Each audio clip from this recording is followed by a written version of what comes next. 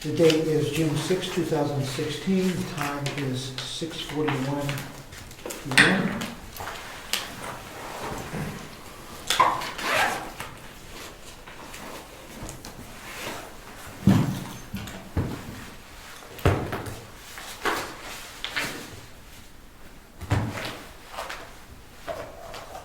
Rick Surrette, Present. Rob Collins, Here. Geary Ciccarone, Jim Freeman, Ed Comeau, Here. David Champy II, Present. Rich Zacher, Dianne Smith. Here. Okay, Mr. Chairman, we have 2 regular members that are absent. You sit on the board tonight, Diane? Yes. Public comments?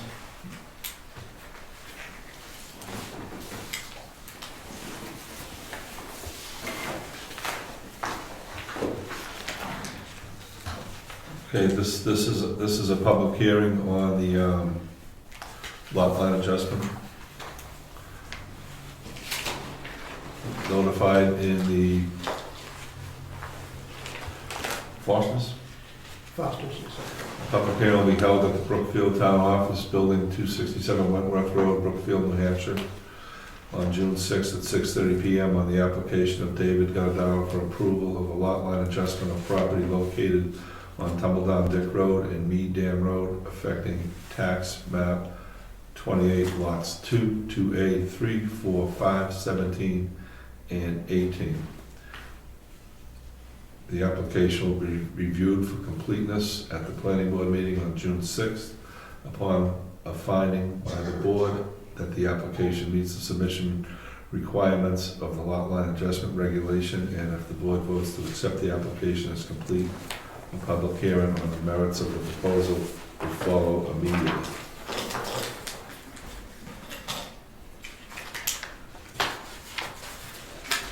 We'll talk about the adjustment. About the what? The lot line adjustment? Sure. And I guess I brought a drawing.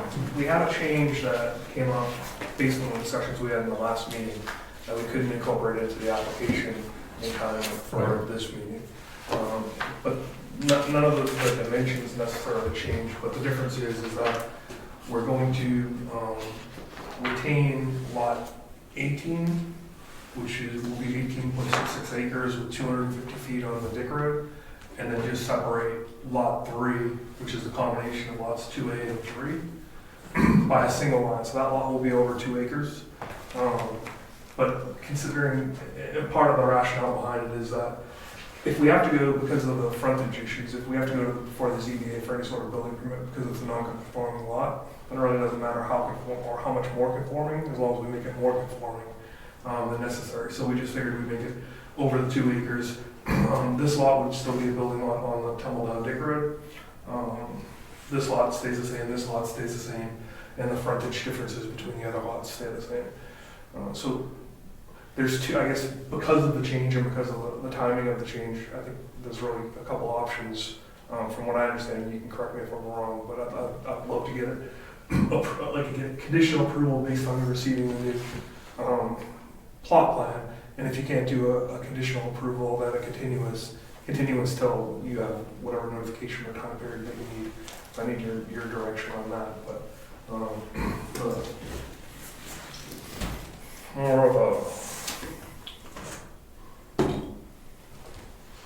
a specific, that's the way the existing tax map is framed.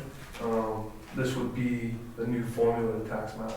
Well, a couple of reasons why lot 18 is important to me, because it abuts the farm. And so what I'm essentially trying to do is seal off the farm and the lake property with 18. 3 is currently where the camp is, so it's already theoretically a building lot because of its location. We're just making it more compliant. 2 becomes a completely compliant building lot. 17 is a grandfathered building lot. Or theoretically a grandfather building lot, assuming that the ZBA approves a structure on that lot, but we understand that. I think, I looked at the lake really quickly, I think that there's only going to be one compliant building lot Yes. on the entire lake, because of the zoning changes that you guys recently made, and that would be this lot, but I don't know if there's another lot. Like everyone on the entire lake that has to go get a building permit has to go before the ZBA now, which is really a, a difficult process to put folks through. So there ought to be something like that you guys consider in the future to try to remedy that situation, so it doesn't become, the ZBA doesn't become the backlog of folks wanting to get building permits. Yes. We, the planning board, didn't make that change. The townspeople vote on that, right? I mean, all we can do is Agree, but they're recommend. under So- your direction or guidance. You gave them the warrant article. That is true, and we had public hearings, and probably nobody came. But I think that if the point I want to make though is that it's easy for us to help improve the zoning. It's easy for the citizens to improve the zoning on their own if they don't like what we're doing. Yep. And just speaking for myself here, if we as a town have created a problem with our zoning, we should fix it, right? And so, And is that a plan, like, does that an issue come from the planning board or from the citizens? 'Cause I'm sure people knew that by voting for whatever whatever the article was, that it would make every lot in the lake non-compliant. There probably would have been a lot more, either more attention or more focus, but folks just don't know that because it's not their thing. And I'm not being critical of the board, I'm just saying that these are the situations that we can end up finding ourselves in where we don't really need a building department because the ZBA is going to be issuing all the permits. that's probably a silly situation to be in, Yeah. right? So, All the land around the lake is all lotted out now anyway, right? It is, but all non-compliant lots, and it's not just the lake, it's not just the So lake. it's grandfathered before the change. I mean, the change was to Not- increase the shoreline. It's grandfathered, well, the change is the 250 feet from the lake, 250 foot on a class 5 road. And, so you can rule out, I don't know if there's any. And so that change just makes everyone non-compliant, so you can't go to Eddie and say, I want to put a screen porch on my house, even if you have the right setbacks in the frontage, because he has to say no, because it's a non-compliant lot, and then so then that person has to then go to fill out one of those applications for the ZBA, ask for a special exception, get on the hearing list. It just takes, it's a long process that we should either figure out a way to circumvent, or maybe the ZBA gives some express power to the building inspector if it meets certain requirements, or there's got to be some solution to solve that problem. And I'm not trying to solve that now. I'm just saying that when people look at lots or property in the lake, that's going to become an issue. And I think there's also that issue applies to other building lots in town with the changes on driveways and road classifications, which is something that you guys are obviously on top of it, but as a citizen, you don't really pay attention until you're either here or you have to pay attention. Right. Well, man, yes. I don't want to sidetrack too much, but just understand that I think part of the reason for wanting road frontage is to make sure that for safety reasons, that there's access to the properties and things like, those kinds of issues. I think that if there's a better way to do the zoning around the lake, we should certainly consider that. I think realistically, it's going to take somebody who probably knows more about the lay of the land around the lake to help guide, sort of what would materially make things better, easier to do appropriate development, right? And where to draw the line, how to define things such that it, helps make sure that we can get an ambulance or a fire truck to a building that gets built. Right. And maintain the lake from being overdeveloped and all the other things that we, have to consider. So It'd be a really, I'd love to participate if you had a task force or someone, or folks that you want to sit down and sort of kick around the dimensions of it, Wakefield. And I always looked at Wakefield zoning because they've gone through most of these problems before us, just because they're bigger and they've got more folks trying to push stuff through. But they make folks out of waiver on like a lot of the frontage issues, which solves the, life safety, not the problem of life safety, right, but the liability of life safety. And then the biggest catch-all that I found in all these cases usually is in the town, it's usually the insurance companies that send an adjuster out and they say, whoa, we can't get a fire truck down here. You can't get insurance, so what are you gonna do? And then that becomes another, path. But I think there's ways to solve it or at least come up with solutions, but I anticipate this year, you'll see, there's always construction going on the lake, like people are always doing something there. The ZBA is going to go from, never having a meeting to getting slammed. Well, I'd say this is an opportunity where you can provide some leadership Yep, sure. and, help get the right people involved. Yep. I'm sure that I can't speak for the chairman, but I mean, I would expect that if the planning board would want to hear what you come up with, and we can try to help make sure that it's ends up with a workable amendment. Sure, I'd love to. And I'm sure the Lake Association, Ken Primo's pretty active in town, and I'm sure he would probably have an opinion. And there's, not that I want to bring Chuck back onto the lake, but Chuck Robbins is one of the smartest guys I know as far as lake zoning, frontage, and requirements. And he might have some input. So I wouldn't hesitate to bring in, a decent people to try to give some perspective anyways.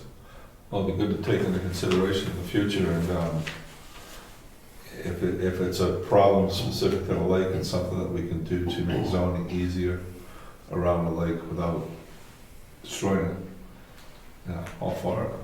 Yeah, I think there's some good, we have a 75-foot setback, which is 25 feet further than the state, which I think in a lot of cases is good, but there's only 3 new building lots, potential building lots, I think, on the lake, so it really doesn't make it, it just creates a hardship at this stage, because there's not enough property to really say that everyone's going to be 75 foot back.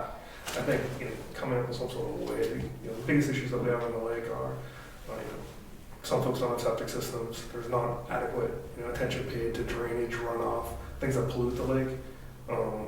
There's access issues, but I think if you could put all of the issues into one bucket and then try to come up with some solution that actually dealt with most of them, it would certainly make life easier for the town and for the folks on there and protect the lake. And I think it's doable. It's just that, and I appreciate you saying that you'd like more involvement, because I just think historically there's been the town and the lake, and now I think you're starting to see residents of the town live on the lake. So there's probably 5 or 6 folks that are there full time now, or maybe more, families. Right. And that's increasing every year as camps get torn down, houses get built. So You said there's only 3 lots left on the lake that can be developed? I think there's only 3 that could be. The land on the backside of the lake is owned in a trust, so theoretically, someone could break the trust, but I think that's a complex issue. Right? So I think there's only really 3, aside from these lots. Yeah. I think there's only 3 other lots. Are those the ones that are beyond you? Um, On the other side of 17? They come so up, the other side of 17 is my old house. Yeah, And then there's the 4, what I call 5 bowling alley lots. right. And then you have Grogan's lot, which are the 2 camps that you guys have probably been back and forth on. Then there's a cove, which is sort of a wetland, right, which can't be built on. And then there's 4 other camps. And then you enter into the trust, 5 other camps, and then you enter the trust. And those camps are, on a Class 6 road. Yeah. And then the trust goes around the back side of the lake, and then you're onto the other side of the lake. And I think there's only 1 building lot, or 2 on that side of the lake. Wow. And then a 3rd one around the cove in between some PSNH plants. So there's not, I don't think you're gonna see a lot of new building going on there, but what you really need, I think the focus has to be on, how do you make the tear downs an improvement? And Right. that's sort of what we were into, with Hurley's camp. I could build a 3.5 story, 25 by 25 tower there, right, which is gonna look like crap. It's gonna be 20 feet from the water. But if I was a developer, it would I'd make my dollar square footage requirement, and I could sell it. But that's not necessarily what I think lake folks want, or the town wants, or the state wants from an environmental standpoint. So you can say, you could take that, but you have to move it back, to 50 feet or 75 feet, and you have to put in a wetland buffer so that the water, you don't get the runoff going into the lake. And you have to put in a correct septic system. And if you sort of come up with a way to guide people down that path, you can then improve things as they flip over. Because in a way, it's a unique time on the lake, because there's so many properties that are camps that are going to get bought in the next generation. and torn down, and you're gonna get, you could get McMansions, like, or you can get reasonable camps with reasonable, Right, reasonable requirements attached to them. yeah. Back to the business tonight. So this is going from 4 lots to 5 lots now. Correct.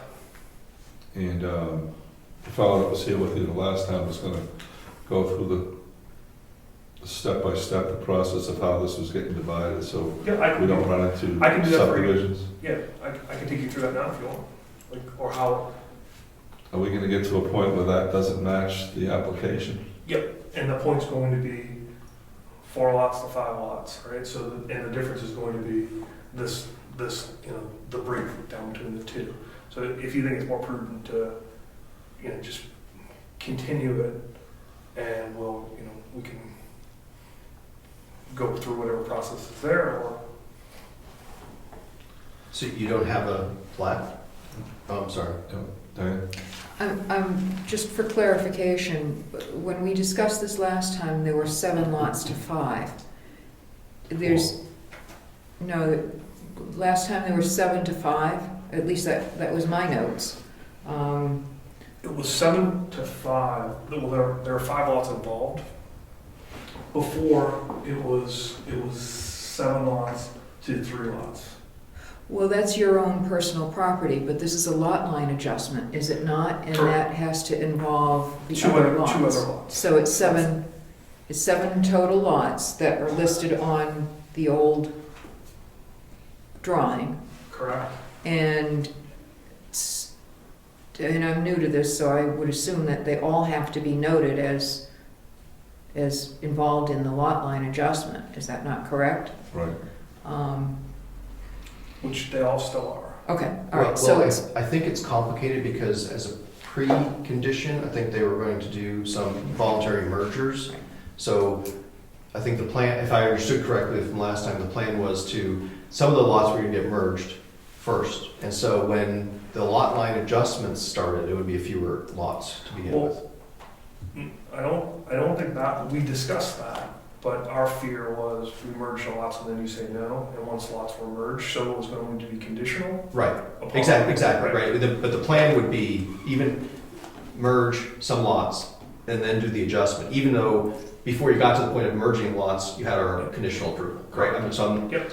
But the lot line adjustment plan would be would start after those, presupposing those mergers had occurred. Correct. So that would reduce the number of lots And that, Right. involved. the lot mergers, so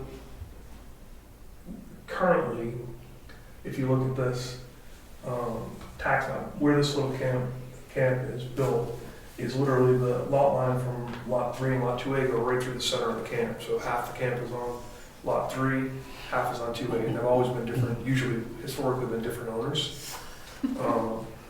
And so there's merger and adjustment associated with each lot. So we would take lot 3 and 2A, merge them together into a single lot, which gives us 150 feet of frontage. And then we're taking frontage from lot 4 and taking frontage from lot 2 to make it 150 some odd feet, 56 or 57 feet. And then increasing the size from what is now about what would be about a half an acre in those combined lots to over 2 acres. So that merger is still going to occur. Where it changes from our application, to be clear, is that we were merging lots 3 and 18 into one single lot. And now we're cutting it off here, so 18 would be its own lot, which it is today, just a much bigger lot. And lot 3 would be a bigger lot by virtue of the land ad. So it would be, this might be a wetlands, but more narrowly compliant. It'd be over 2 acres, it would have frontage, but it would still be, non-conforming to existing zoning. Yeah. so I think I understand what you're saying, just for clarification. The only difference in terms of the graphic that you're providing now from what we looked at last time is that there's a line that is separating 3 and 18, and that looks like it's contiguous or in the same angle, if you will, continuing that line that is the little jog, so it's just shooting straight over, is that Yeah. correct? And That's the only change in boundaries from what you presented last time? Correct. Thank you.